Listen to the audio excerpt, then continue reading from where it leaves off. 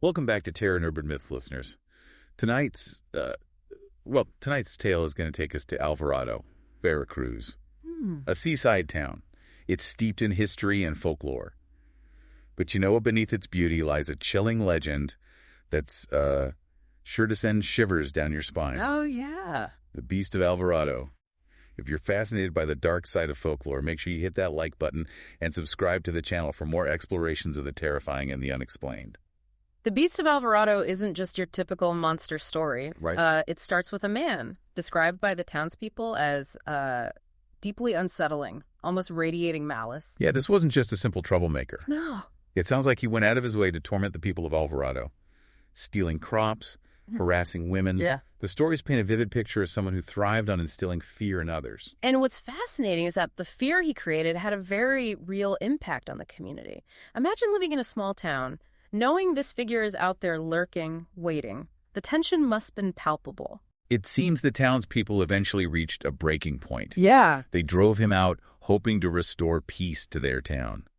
It's almost like a classic horror movie trope, right? Yeah. Trying to banish evil only makes it stronger. And that's precisely what seems to have happened. This expulsion didn't bring peace. It seemed to ignite a terrifying transformation. Yeah. The man, consumed by rage and a desire for revenge, sought a way to strike back. The legend becomes particularly intriguing as elements of the supernatural begin to seep into the narrative.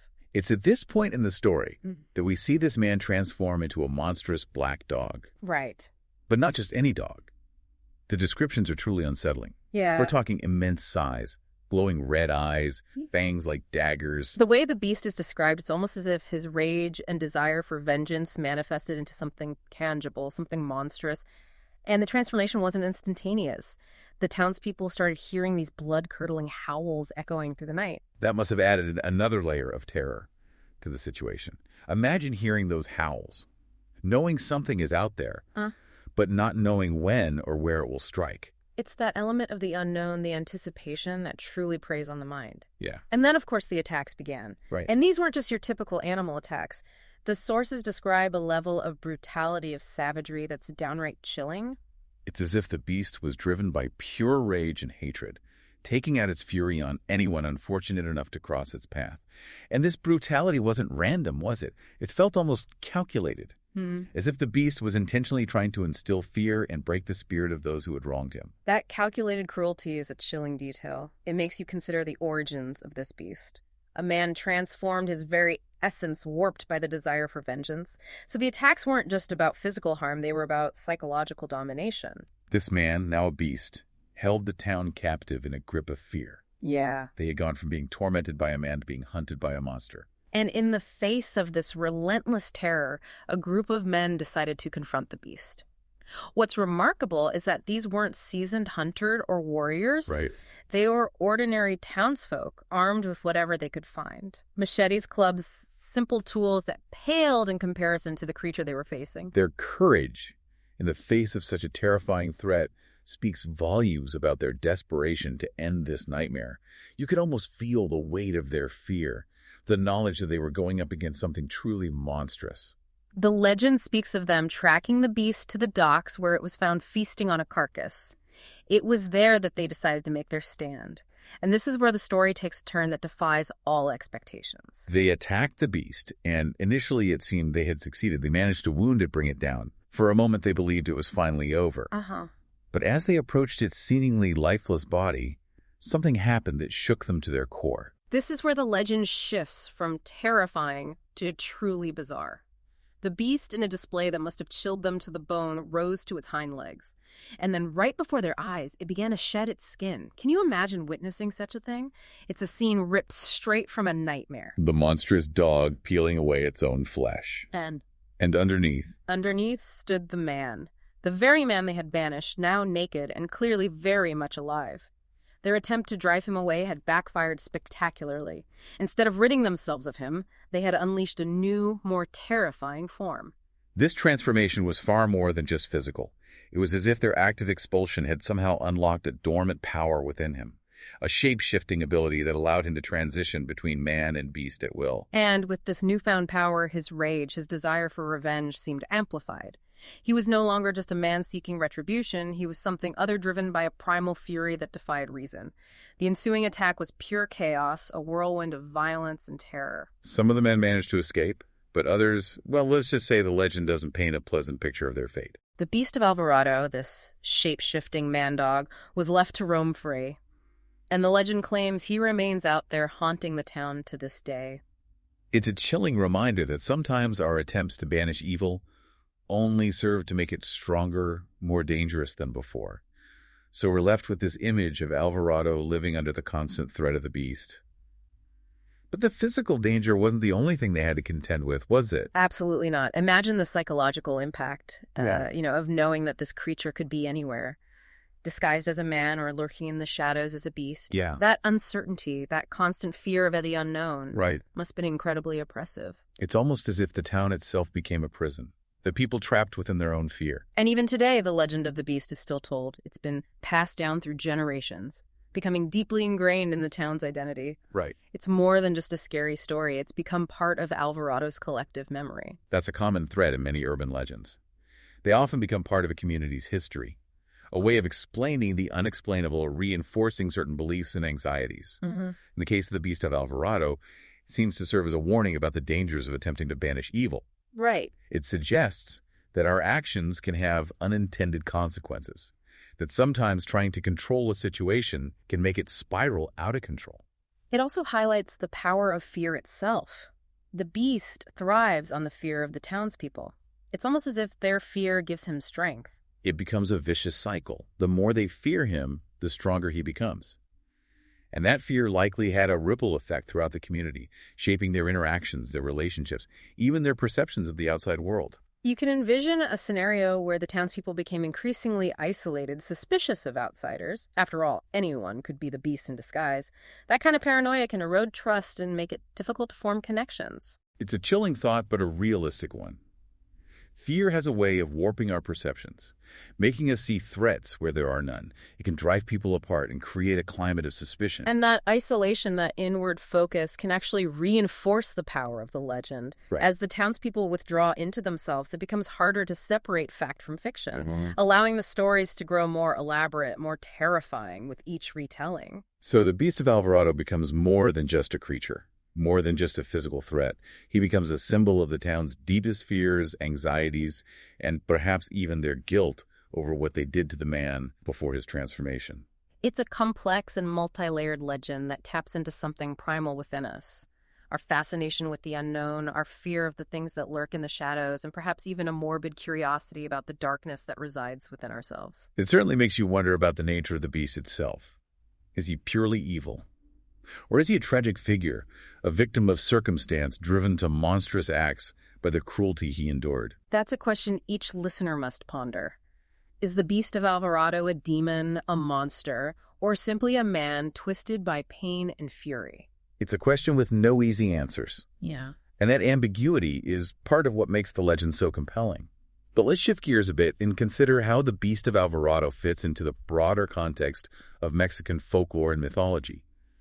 Mexico has a rich tradition of shapeshifter stories, doesn't it? Absolutely. Shapeshifters are a prominent feature in Mexican folklore, often blurring the lines between human and animal.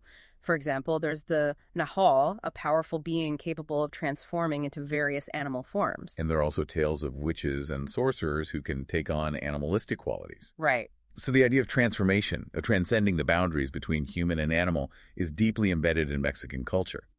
But the Beast of Alvarado seems to possess a different kind of energy. I agree. There's a distinct darkness to the beast, a malevolence that sets him apart from many other shapeshifter figures in Mexican folklore. He's driven by vengeance, by a primal rage that seeks to inflict pain and terror. It's a much more visceral, unsettling depiction of transformation. It's less about mystical power and more about raw, untamed fury. He's a creature born from pain and fueled by a desire for retribution. The Beast of Alvarado seems to represent a darker side of shapeshifting, Yeah. a cautionary tale about the potential for darkness that exists within us all. It suggests that under the right circumstances, anyone could become the monster. That's a truly unsettling thought, and it raises questions about the role of the townspeople in all of this. They were the ones who initially drove the man out, setting in motion the chain of events that led to his transformation. Right. Do you think they bear any responsibility for what happened? That's a complex question. It's easy to judge their actions with the benefit of hindsight, knowing the outcome. But consider their perspective. They were facing a man who was causing fear and disruption in their community. They felt they had no other choice but to expel him. So their actions were driven by a desire to protect their community. But ironically, they ended up creating the very monster they feared. Precisely. It's a tragic irony that speaks to the unintended consequences of our actions and the unpredictable nature of evil. The legend of the Beast of Alvarado doesn't offer easy answers. It simply presents a chilling scenario and leaves us to grapple with the complexities of human nature and the enduring power of fear.